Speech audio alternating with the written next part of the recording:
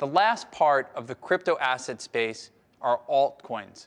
Now, altcoins are named that because they're alternative cryptocurrencies. Altcoin terminology first came as an alternative to Bitcoin, but now altcoins refer to basically anything that's not the reserve currencies. There's 1,500 altcoins and growing, and in fact, 3 to 4 are printed almost every single day. Now, what's important to know about altcoins is they have a higher beta than the reserve currencies and a much higher beta than Bitcoin. And what that means is, if you look at a correlation between an asset and another one, a higher beta means that an altcoin will move more than any reserve currencies because it carries a lot more risk and they're more speculative.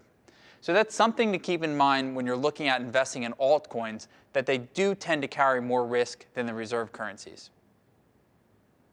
So that concludes our section on crypto reserve currencies. Now you should be able to compare the different crypto reserves and be able to differentiate the value and usefulness of these crypto reserves.